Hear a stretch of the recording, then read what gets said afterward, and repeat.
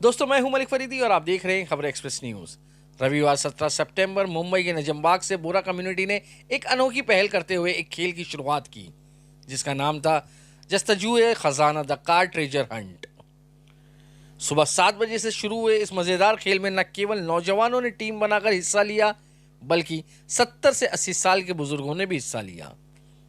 इस खेल की शुरुआत में हिस्सा लेने वाली टीम्स को पजल सॉल्व करने के लिए दिया गया, जिसे सॉल्व करने के बाद ही टीम ट्रेजर हंट के लिए निकल सकती थी।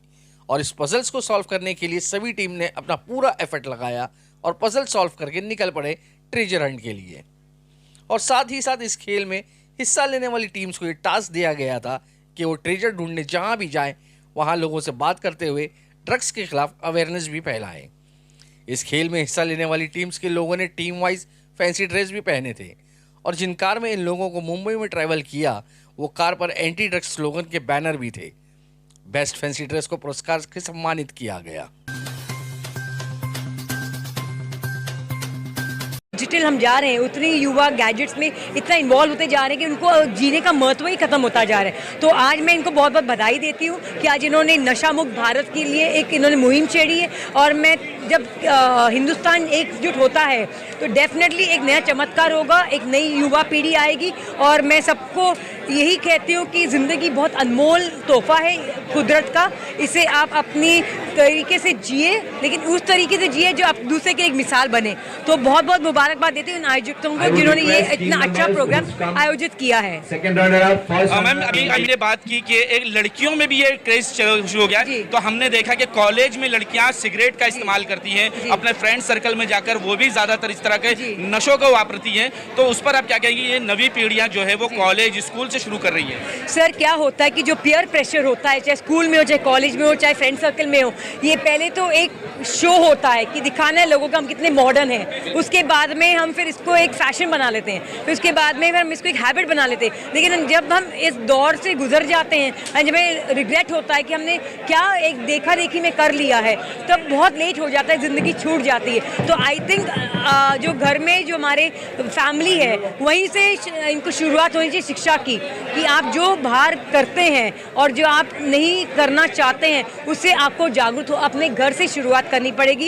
एंड परिवार कुछ हद तक अपना कंट्रोल करना चाहिए, और लोगों को एक दूसरा देखिए में अच्छाइयाँ लेनी चाहिए, कि ना कि ये फैशन शो के चक्कर में आप अपनी ज़िंदगी गंवाएं। तो आई थिंक हमारी जो कॉलेजेस हैं, जो हमारे एजुकेशन इंस्टीट्यूशंस हैं, वहाँ पे एक अवेयरनेस प्रोग्राम हर हफ्ते होना चाहिए, और नींव से शुरुआत होनी चाहिए कि ये जो नशा चीज़ें हैं, ये सिर्फ ज़िंदगी को खोखला करती हैं, ये ज़िंदगी देती नहीं है, ज़िंदगी लेती है। तो प्लीज़ आइए मिलकर हम भारत को नशा मुक्त बनाएं। सबसे पहले मैं इनका शुक्रिया अदा करता हूँ ऑर्गेनाइजेशन का, कि इन्होंने आज संडे के दिन एक ऐसा काम किया जिसके अंदर खेल के अंदर कई लोगों को इसकी जानकारी दी कि नशा करना गलत बात है। देखिए, आज के दौर में नशा ऐसा नहीं है कि सिर्फ पैसे वाले करते हैं। गरीब से गरीब बच्चा हो या अमीर से अमीर बच्चा हो, ये नशा कर रहा है, इसको रोकना बहुत ज़रूरी है। तो रोकने के लिए क्या करना चाहिए, वो ये इन्होंने बताया कि आज पूरे मुंबई के अंदर, ये हॉल में तो एक प्रोग्राम हुआ है, मगर पूरा मुंबई के अंदर जा कर के चौराहे पर, गलियों में, मोहल्लों में उन्होंने लोगों को बताया है कि नशा अच्छी बात नहीं है, और नशा करने से सिर्फ वो नशा करने वाला व्यक्ति नहीं, बल्कि उसका पूरा परिवार पीड़ित हो जाता है, उसका पूरा परिवार को नुकसान हो जाता है। नशा करने के बाद में लोगों को ये पता नहीं चलता है कि मैं अपनी माँ से बात कर रहा हूँ, कि अपनी बीवी से बात कर रहा हूँ, कि अपनी बहन से बात कर रहा हूँ, अपने बाप से बात कर रहा हूँ, कि अपने भाई से बात कर रहा हूँ। वो पूरा नशे के अंदर खुद ख़त्म होता है, अपने परिवार को ख़त्म हो जाता है। तो आज हमने लोगों को यहाँ यही बताया है, जो बच्चे यहाँ पर आए थे, जो बुज़ुर्ग यहाँ पर आए थे, यहाँ पर जो हिस्सा लेने वाला जो सबसे बुजुर्ग आदमी था 80 साल का, वो यहाँ पर इसमें पार्टिसिपेट किया, और सबसे छोटा बच्चा जो 15 साल का था, वो यहाँ पर पार्टिसिपेट किया। हमारी बहनें ने उसको पार्टिसिपेट किए। तो इन्होंने पूरे मुंबई के अंदर आज इस बात को फैला दी है कि नशा गलत चीज़ है और हमको नशे से दूर रहना चाहिए। सर, ऐसा नहीं लगता कि हिंदुस्तान में भी मगरिबी कल्चर आ चुका है, वेस्टर्न कल्चर आ चुका है, जिसकी वजह से अब जो है नशे के लिए पार्टी की जाती है, अगर दोस्त उसमें नहीं आता तो उससे कहते कैसा है तू, उस पर ताना कैसा था कि इस पार्टी में तू भी आओ। ये आपने बिल्कुल सही बताया है कि आज एक कल्चर ऐसा पैदा हो रहा है, जो इंटरनेट का जो कल्चर है, जो उसमें ये बात हो रही है कि नशे के लिए पार्टियां हो रही है। तो इसको रोक कौन लगाएगा? इसको रोक हम लगाएंगे, हमारे जैसे लोग लगाएंगे, आप जैसे लोग लगाएंगे, नई पीढ़ी इसको रोक लगाएगी। जाएगी। तो जितना अवेयरनेस होगा, ये बताया जाएगा कि आप नशा कर रहे हो, ये आपके लिए गलत है, आपकी सोसाइटी के लिए गलत है, आपके देश के लिए गलत है, जब जाके ये हो जाएगा। और मुझको पूरा यकीन है कि जिस तरह से यंग जनरेशन इसमें नशा को कंट्रोल करने के लिए आगे आ रही है, नशा रोकने के लिए आगे आ रही है, उससे हमारे देश के नौजवानों को बहुत फ़ायदा होगा। इस वक्त हम मुंबई के लाइब्रेरी में मौजूद है, जहां पर पार्टिसिपेंट को ग्रीन कलर का एक बैज दिया जाएगा, जो इनके टास्क को पूरा करेगा और इनके पॉइंट को बढ़ाएगा।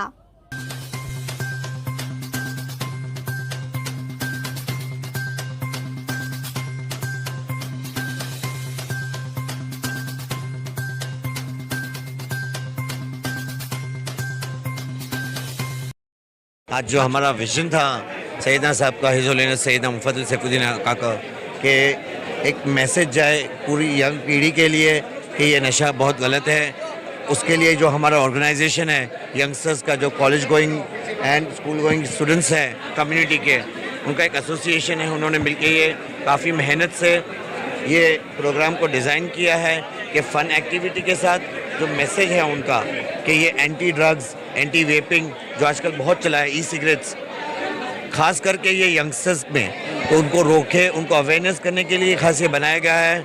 And to an extent we have been very successful in doing this and we thank Shri Amir Patel ji, Shri Archana ma'am आए और हमारे हौसला अफजाई की है, आप साहबों का सबका आपने आए और वी कुड अचीव। किस तरह के कितने कार्यक्रम और कितने इसमें टास्क थे जो कहाँ कहाँ उनको करना था, कितने लोगों ने पार्टिसिपेट लिया और किस तरह से आपने इसको अवेयर किया है कि लोगों को नशे से रोक सके? इसमें 50 कार्स पार्टिसिपेंट्स थे, जिसमें एक कार में 4 पीपल थे, तो ऐसे 200 लोगों ने पार्टिसिपेट किया। ऑलमोस्ट 80% ऑफ द पीपल व यंग पीपल, और उनको एक्टिविटीज़ दी थी। स्पेशली जो क्लूज थे उसमें भी नशे के लिए जो हार्मफुल क्या है वो अवेयरनेस था। उनको जहाँ के पब्लिक प्लेसेस पे प्लेज करना था, उनको वीडियोस लेके अपलोड करना था, वो था। फिर सीड्स को, सैपलिंग को, उनको पौधे को प्लांट करना था। वैसे 3-4 एक्टिविटीज़ थी। कार्स में प्लेजिंग का था, उनको सेल्फीज़ लेके पोस्ट करना था। वो सब एक्टिविटीज़ में एंटी ड्रग्स का पूरा मैसेज पहुंचाया गया है। देखिए, जिस तरह से आपने कोविड से लेकर आज तक जिस तरह से गलियों में जाकर तमाम उन गलियों में गए हैं जिसे स्लम भी कहा जाता है, आपने देखा कि स्लमों में इस तरह के नशा ज़्यादा शुरू हो चुका है। लोगों के पास खाने के पैसे नहीं है, लेकिन वो नशे के लिए जो है पैसे जमा कर लेते हैं, कचरा बेचकर, जो भी तरह से आजकल जो है बहुत सारी तरीक़ों से लोग नशा कर रहे हैं। यस, ये काफ़ी फैल गया है और वो अभी गलियों में नहीं रहा है, वो अभी स्कूल में आ गया है, कॉलेजेस में आ गया है, अपने घरों तक आ गया है। तो इसके लिए अभी इस तरह के अवेयरनेस प्रोग्राम हमको करना होगा और इसका एक ही इलाज है कि लोगों को ये एडिक्शन से दूर करने के पहले उसको प्रिवेंट करना होगा। तो इस तरह की रैली होगी, इस तरह के बहुत सारे प्रोग्राम्स होंगे, वो मैसेजेस जाएगा समाज में और लोगों को इसके बारे में जागरूक करेंगे और यंगस्टर जो है इससे दूर हो। साइकियाट्रिस्ट की सबसे ज़्यादा ज़रूरत पड़ती है काउंसलिंग के लिए, क्योंकि जितने भी एडिक्ट्स होते हैं उनको सबसे ज़्यादा आप ट्रीट करते हैं। किस तरह के केसेस मुंबई के आपके पास आ रहे हैं? क्या उसमें स्लम के लोग हैं या जो है बिल्डिंग और चौल के भी लोग हैं? किस तरह के केसेस आ रहे हैं जिससे आज लोग परेशान नज़र आ रहे हैं? ये जो नशा लेने की चीज़ है ये बहुत डेमोक्रेटिक है। ये किसी तरह का भेदभाव नहीं करती, ना उम्र में, ना जेंडर में, ना रईसी में, ना गरीबी में। तो हर किस्म के लोग इसमें शामिल हो रहे हैं, शरीक हो रहे हैं और हमें संभालना है क्योंकि इसकी एक्सेसिबिलिटी ये जितनी आसानी से लोगों को मिल जा रहा है। सर, अब तो लोग नशा जो कर रहे हैं वो खांसी की दवाओं से भी नशा कर रहे हैं, जो एक डनलप जो आता है उस तरह के केमिकल से भी वो नशा कर रहे हैं। तो हर वो चीज़ जो जिस्म को नुकसान पहुंचा सकती है, फ़ायदा नहीं करती और जिसको हमें बढ़ते प्रमाण में लेना पड़ता है, उस चीज़ का लोग नशा करते हैं, है ना। जैसे आप बता रहे हो कि भाई एक सूंघने की चीज़ को भी लोग नहीं छोड़ रहे हैं। अगर इंसान उसको रोक नहीं पाए और वो बढ़ता जाता है, तब जाकर के फिर हमें मदद लेनी चाहिए, डॉक्टर्स की हेल्प। ये तस्वीर आप वाल्केश्वर हैंगिंग गार्डन की देख रहे हैं। यहाँ से भी पार्टिसिपेंट को एक बैज हासिल करना होगा।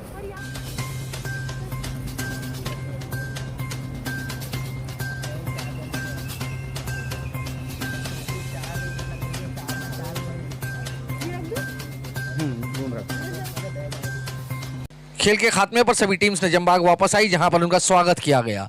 इस खेल विजेताओं को प्राइज के साथ ट्रॉफीज भी दी गई। थर्ड पोजीशन पर आई टीम को लोनावाला हॉलिडे पैकेज से सम्मानित किया गया, तो वहीं सेकंड पोजीशन पर आई टीम को गोवा हॉलिडे पैकेज से सम्मानित किया गया और फर्स्ट पोजीशन पर आई टीम को इराक में करबला की जियारत का पैकेज दिया गया और साथ ही साथ सीनियर सिटीजन पार्टिसिपेंट्स को कंसोलेशन प्राइज से नवाजा गया।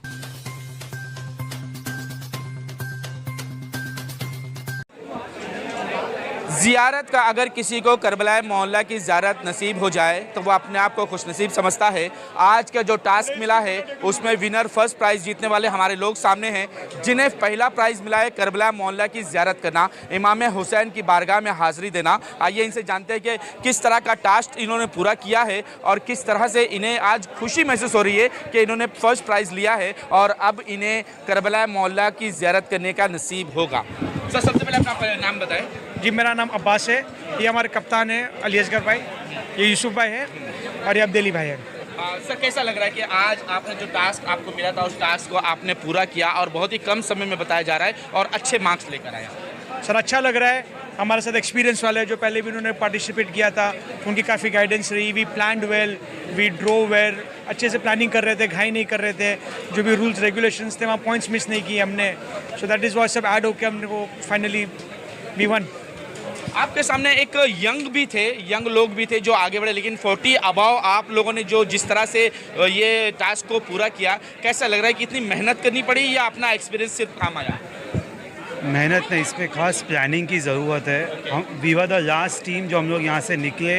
हम लोग ने एक एक क्रू पे काफ़ी गौर किया, काफ़ी एग्जामिन किया एक एक क्रू को, उसका पूरा रूट प्लान किया and then we started the move. और हमारे कप्तान ने एकदम बेहतरीन कार ड्राइविंग किया, सेफ्टी रूल्स समझ के करके भी हमने अच्छी तरह से ड्राइव करके रूट कंप्लीट किया। हमारा क्या फोकस टास्क था? क्या टास्क था? बेसिकली 4 एक्टिविटी थी और एक स्पेशल एक्टिविटी थी। क्या था? तो एक था कुरान की एक आयत को लर्न करना, सो मेरे लिए बहुत इजी था। जैसे हम लोग को 4 स्पेशलिटीज़ थी, तो 2 भाइयों ने एक प्लांट को, सैपलिंग को एक्चुअली ख़रीदा और उसको प्लांट किया। अली भाई ने योगा वाली एक्सरसाइज करी थी एंड जो स्पेशल हमारा एक प्लेज था, जो भाई ने बहुत अच्छी स्पीच दी चर्च के सामने खड़े रह के, और जो वहाँ से लोग बाहर आ रहे थे, लोग इकट्ठा भी हुए। एंड मेन जो सरप्राइज टास्क था वो हम लोग को ये था कि भाई कोई चीज़ छोड़नी नहीं है। It is a actor of 2 minutes, but 2 minutes में 20 मार्क्स मिल जाते। तो हमने एक रेस्टोरेंट में गए, वहाँ पे खाना खाया, उसका वीडियो लिया। So that is how main is the planning. हम लोग को ये पता था यहाँ से भाग के कुछ नहीं मिलने वाला है, आराम से बैठ के करके हमारा, बिकॉज एक रूट जो बन जाता है, अगर रूट ज़रा भी डिस्टर्ब हुआ तो पूरा गेम जाता है। अगर आपका रूट सही है तो आप लास्ट तक जीत जाते हैं। कितना टाइम लगा? कितने बजे आप वापस आए? हम 9:30 को निकले। We were one of the last teams, हम आखिरी में निकले और हम एंटर हुए तभी 12:59 एंड 19 सेकेंड्स था। मतलब हम लगभग 40 सेकेंड्स के पहले आ गए टाइम के। अब आखिरी सवाल मेरा, अब इसके बदौलत आपको वहाँ करबला मोहल्ला की ज़ियारत होगी, इमाम हुसैन के रोज़े की ज़ियारत होगी। आप वहाँ पहुँचकर क्या करेंगे, किसके लिए दुआ करेंगे? हम लोग सब एक ही चीज़, हाँ, हम सबके लिए दुआ करेंगे, हर मोमिन के हाथ में दुआ करेंगे, हमारे घर वालों के लिए, पूरी कौम के लिए दुआ करेंगे। जाएंगे तो हमारा कैसा महसूस होगा? बहुत खुशी की बात है। मतलब वी आर सो ओवरवेल्म्ड कि भाई इसका जो फर्स्ट प्राइज़ था, we came here to just to participate, और जैसे कि भाई नसीब की बात है भी है, तो भाई जा रहे भी हम वहाँ पर इंशाल्लाह। हुसैन ने आपको बुलाया? एक्चुअली सबसे पहले क्रेडिट जो है ये हमारे जितना हो रहा है हमारे सैयदना साहब है।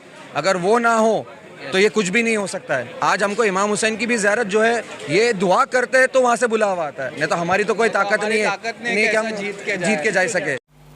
प्राइज डिस्ट्रीब्यूशन फंक्शन में चीफ गेस्ट के तौर पर मिस अर्चना शर्मा जी मौजूद थी, जो कि साई धाम हॉस्पिटल की ट्रस्टी होने के साथ साथ रोटरी क्लब की मेंबर भी है। इस मौके पर बोहरा कम्युनिटी के स्पिरिचुअल हेड सैयद मुफद्दल मौला की family members, MLA Amin Patel, human rights के प्रेसिडेंट ताहिर चित्तलवाला के अलावा शहर के कई मुअज़्ज़िज़ हस्तियां भी मौजूद थीं। आए हुए सभी मेहमानों को शॉल और ट्रॉफीज देकर सम्मानित किया गया।